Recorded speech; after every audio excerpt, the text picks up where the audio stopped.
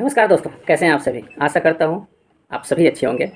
तो आज जो है हम बात करने वाले हैं कि मेरे इंटरव्यू जो बीपीएससी का मैंने 2 इंटरव्यू फेस किए हैं, उन दोनों इंटरव्यू में कौन-कौन से प्रश्न पूछे गए जो कि आपको मदद मिलेगी आने वाले समय के लिए। देखिए इंटरव्यू सबसे पहले बात करें ना कि मैंने 67th और 68 का इंटरव्यू दिया था और ये दोनों इंटरव्यू जो है ना मेरे बहुत ही शानदार गए हुए थे। और इंटरव्यू क्या होता है ना, क्या कि इंटरव्यू हम जो जितना सोचते हैं, मैंने तो मॉक टेस्ट भी जो है मॉक इंटरव्यू भी मैंने नहीं दिए थे किसी भी कोचिंग में। और मैंने खुद से मतलब इंटरव्यू बहुत सारे जो है यूट्यूब पे मैंने इंटरव्यू के सारे बहुत सारे वीडियो देखे हुए थे। कैसे बात करना है, कैसे करना है, मैं इसी तरह के वीडियो रिकॉर्डिंग करता था और खुद से बात करता था। तो इस तरीके से मेरा इंटरव्यू की तैयारी रही। और मैंने जो सोचा था कि इंटरव्यू कैसा होता है कि मतलब बहुत इंटरव्यू को लेकर के बहुत ज़्यादा डर था मेरे अंदर। जब मैंने पहली बार इंटरव्यू अंदर गया तो ऐसा लग रहा था कि पैर काँप रहे थे मेरे।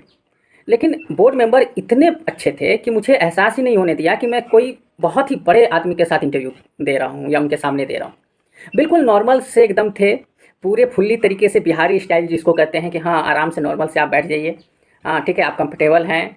जब अच्छा आपको फ़ील कराएँगे फिर जा कर के प्रश्न आपसे पूछा जाएगा। बिल्कुल मतलब ये अगर आप माइंड में लेके जा रहे हैं कि मुझे देखते ही भगा देंगे या पता नहीं कौन-कौन से अतरंगे सवाल पूछेंगे, ऐसा कुछ नहीं है। जो भी आप यूट्यूब पे इंटरव्यू वगैरह देखते हैं, उससे मतलब वो तो बहुत ज़्यादा हो गया। उसका मतलब 10% भी वैसा माहौल वहाँ नहीं होता है। एकदम आराम से नॉर्मल माहौल होता है वहाँ पे, ठीक है?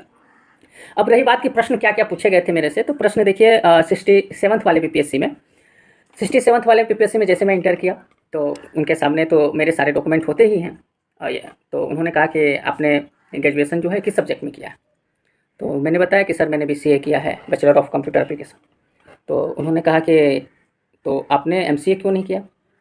तो उसका जवाब मैंने दिया कि सर अभी मतलब कि यही कंपटीशन लाइन में मुझे आना था और इस वजह से जो है मैं उसको उतना टाइम नहीं दे पाता, जिस वजह से मैं जो है ये तैयारी में लगा हुआ। ठीक है। और उसके बाद ग्रेजुएशन से उन्होंने क्वेश्चन पूछे कि बीसीए जो है इसमें कौन कौन सी चीज़ें आती हैं, क्या होता है बीसीए, और उसी से रिलेटेड 2-3 क्वेश्चन थे। उसके बाद फिर मेरा ऑप्शनल जो था वो हिंदी था, हिंदी साहित्य।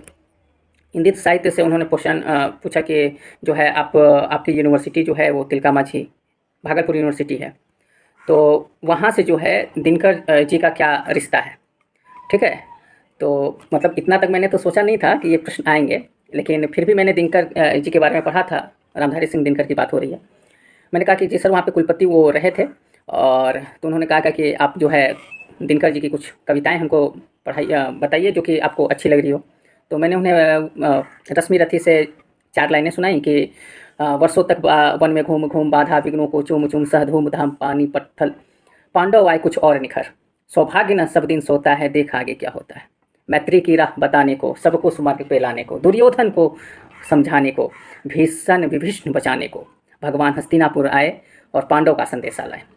तो ये मुझे पूरी तरह से याद था और मैंने ये काफ़ी दिनों से मैं मतलब बचपन से ही मैंने ये पढ़ा है, रटा है, तो मैंने यही चीज़ें वहाँ पे रख दी सामने। उन्हें बहुत अच्छा लगा क्योंकि मेरे वो पढ़ने का तरीका कुछ अलग ही था। और उन्होंने पूछा कि जब ये बोल रहे थे हिंदी साहित्य से काफ़ी क्वेश्चन उन्होंने किया था कि बिहार के हिंदी मतलब हिंदी साहित्य आपको कौन पसंद है, कौन कौन से हिंदी साहित्य हैं। मैंने बताया कि जो बिहार के हैं नागार्जुन हैं, फणीश्वर प्रसाद रेणु हैं, रामधारी सिंह दिनकर हैं। तो इनमें से किन की कविताएँ आपको बहुत अच्छी लगती हैं? मैंने कहा कि आधुनिक कवि जो है रामधारी सिंह दिनकर की जो है कविताएँ मुझे बहुत उनकी कविताएँ मुझे बहुत मार्गदर्शन करती हैं, बहुत अच्छा लगता है मुझे। उसके बाद उन्होंने कहा करंट से सवाल पूछे। करंट से सवाल उस समय जो है रसिया यूक्रेन का युद्ध उस टाइम शुरू ही हुआ था, उससे से रिलेटेड प्रश्न पूछा कि इनके कारण वगैरह को आप बताइए। उसके बाद जो है उन्होंने एक सबसे मज़ेदार जो 67th में मुझसे पूछा, और उसके बाद 1-2 जो है हमारे सहपाठी से भी प्रश्न पूछे गए पूरे, मैंने जो देखा तो बातचीत हुई तो हमारी। तो उनसे मुझसे पूछा गया कि आप जो है दलाई लामा को जानते हैं? तो मैंने कहा जी सर बिल्कुल, जी सर हम जानते हैं, वो तिब्बत के जो है वो गुरु हैं। तो उन्होंने कहा कि दलाई लामा को भारत में जो है एक्सेप्ट कर लिया, भारत में उन्होंने जो है उनको रखा। तो क्या आप जो है वो अ, ओसामा बिन लादेन को भी जो है आप पनाह देंगे, जैसे आपने दलाई लामा को दिया? तो थोड़ा-सा तो मैं रुका कुछ सेकंड के लिए, फिर मैंने बोला जी सर मैं बिल्कुल दूँगा। इसकी वजह ये है कि जो दलाई लामा हैं वो बहुत ही अच्छी नीयत और नियति से आए थे, और उसी प्रकार जो ओसामा बिन लादेन है, वो अगर अच्छी नीयत और नीति से आते हैं तो मैं उन्हें ज़रूर एक्सेप्ट करूँगा, क्योंकि जो ओसामा बिन लादेन हैं उनका तो वो साइंटिस्ट हो सकते हैं, वो टीचर हो सकते हैं, वो दार्शनिक हो सकते हैं। ओसामा बिन लादेन नाम का व्यक्ति तो कुछ भी हो सकता है। तो अगर वो अच्छी नीयत, भारत की अच्छी नीयत और नीति लेकर के भारत में आए, और तो मैं बिल्कुल उन्हें एक्सेप्ट करूँगा। जैसे हमारा जो है स्लोगन भी है इस बार G20 सम्मेलन का, उस समय G20 सम्मेलन जो है नई दिल्ली में आयोजित किया जा रहा था कि वासुदेव कुटुंबकम। तो उन्होंने कहा कि मैंने प्रश्न को मतलब कि अपने और मोड़ा कि प्रश्न जो है इससे पूछा जाए, क्योंकि मैंने इसकी तैयारी की है, तो मैंने इस वाले प्रश्न को इससे मोड़ा कि हाँ, अतिथि देवो भव का भी जो है हमारा इसमें G20 सम्मेलन में बात की गई है। तो उन्होंने सीधे सीधे G20 सम्मेलन से प्रश्न बहुत सारे पूछे कि इसकी जो है क्या बेनिफिट है जो इस बार जो है नई दिल्ली में हो रही है, भारत के लिए जो है क्या क्या चीज़ें नई आई हैं। ये सारी क्वेश्चन जो है G20 सम्मेलन से था। और अंत में यही हुआ कि उन्होंने हॉबी से सवाल पूछे कि जाते जाते आप ये तो बता जाइए कि आप किस में आपकी रुचि है। तो मैंने कहा सर गाने वगैरह सुनना है मुझे पसंद है, किताबें पसंद हैं मुझे पढ़ना। अच्छा, तो आजकल आप किस टाइप के गाने सुनते हैं?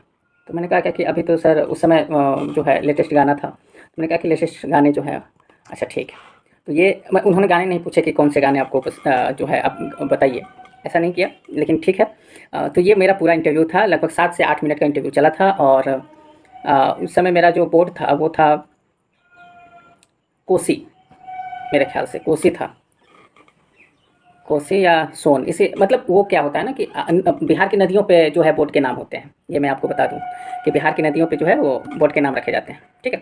तो ये मेरे 68 वाले जो इंटरव्यू थे वो कैसे गए थे कि मुझे तो पता चल गया कि मुझे बीसीए से प्रश्न जो है वो काफ़ी ज़्यादा पूछे जा सकते हैं। तो मैंने बीसीए की थोड़ी बहुत जानकारी ली थी। तो इस बार क्या हुआ कि बीसीए से प्रश्न ही नहीं पूछे गए 68 वाले में। ऑप्शनल से था, उस समय भी था, इस बार भी ऑप्शनल से क्वेश्चन पूछे गए थे। कि इस बार लेकिन ऑप्शनल मैंने बदल दिया था, हिस्ट्री मैंने ऑप्शनल कर दिया था।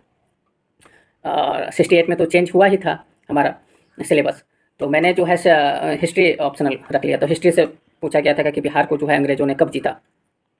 तो मैंने कहा कि सर 1764 में जो है वो बक्सर के युद्ध से जो है बिहार पे जो है अंग्रेज़ों ने कब्जा किया, जिस समय जो है बंगाल में जो है वो हमारा बिहार शामिल था, और शाह आलम द्वितीय के उस समय नेतृत्व कर रहे थे बंगाल का। तो उन्होंने कहा अच्छा ठीक है। हाँ, बीसीए से ये सवाल था कि मैं झारखंड से हूँ, और मैंने बीसीए जो है ये तिलका मांझी भागलपुर यूनिवर्सिटी से किया, यानी कि बिहार से। तो उनका सवाल था कि झारखंड से आपने बीसीए क्यों नहीं किया? तो मैंने कहा कि सर हमारे जो ज़िला है वो भागलपुर से बहुत ही नज़दीक सटा हुआ है, और ये सुविधाएं जो है बहुत कम डिस्टेंस बचता है, तो इसलिए जो है हमारा बॉर्डर शेयर करता है झारखंड और बिहार का। तो इसलिए सर मैंने जो है वो बिहार से जो है बीसीए करना उचित समझा। तो ये प्रश्न थे। और ऑप्शनल से तो मैंने बताया, हिस्ट्री से प्रश्न थे वो वाले। फिर करंट से उस समय करंट में चल रहा था इजराइल और फिलिस्तीन वाला। तो उन्होंने कहा कि इसका जो है आप बताइए कि मुख्य कारण क्या है इस युद्ध का। तो मैंने कहा कि सर वो यरूशलेम करके एक जगह है जहाँ की 3 जो यहूदी, ईसाई और मुस्लिम के जो हैं ये धार्मिक स्थल है, और इसी को लेकर के युद्ध की शुरुआत जो है ये कई बार हो चुकी है, और इस बार भी यही एक मुख्य प्रमुख कारण में से एक था। बस 68 में यही था। ये 68 जो है 9 से 10 मिनट के आसपास मेरा चला था। और सोन नदी शायद है, मुझे जहाँ तक याद है सोन नदी इसमें जो है मेरा बोर्ड पड़ा था। मेंबर कौन से थे ये तो मुझे एग्जैक्ट नहीं पता, क्योंकि मैं उससे जुड़ा नहीं होता। मैं इंटरव्यू के लिए ही पटना जाता हूँ, मेंस के लिए ही पटना जाता हूँ, बाकी तो मैं कहीं जाता नहीं हूँ, ना मॉक टेस्ट देता हूँ और ना ही मॉक इंटरव्यू देता हूँ। तो मैं जो भी तैयारी है अपने रूम से ही सीमित हूँ, इसलिए मुझे ज़्यादा उसके बारे में नॉलेज है नहीं कि कौन कौन से थे, क्या थे, नहीं थे, और बताया भी नहीं जाता ये, ठीक है। हाँ, जो पहले से रिलेटेड हैं या जानकारी रखते हैं तो वो बताते हैं कि ये वाले मेंबर हैं। तो ये मेरा पूरा इंटरव्यू का प्रोसेस था, ठीक है। तो आप अगर इंटरव्यू की तैयारी कर रहे हैं या आपने सोचा है बीपीएससी करने को, तो आप एकदम नॉर्मल रहिएगा कि ऐसा नहीं है कि बहुत ज़्यादा प्रश्न पूछे जाते हैं, नॉर्मल सब प्रश्न पूछे जाते हैं। ऐसा जो आप यूट्यूब में देखते हैं ना उस टाइप के कोई भी प्रश्न नहीं पूछा जाता, ठीक है। एकदम काम कूल वाले सर भी कूल वाले रहेंगे, एकदम नॉर्मल से, और आपको भी कूल बना के रखेंगे कि नहीं भाई बहुत ज़्यादा प्रेशर नहीं करते, ठीक है। तो ये सब चीज़ें जो है आप एकदम निश्चिंत होकर जाइए इंटरव्यू, अगर आप मेंस बीपीएससी के बारे में सोच रहे हैं तो। और इस बार जो है 71 का जो है वो आने वाली भी जो भी एग्ज़ाम आ रहा है प्रीलिम्स, उसको लेकर के भी आप एकदम बिल्कुल बेफिक्र होकर के पढ़िए और टेस्ट वगैरह देते रहिए, ठीक है। तो बेस्ट ऑफ लक, जय हिंद।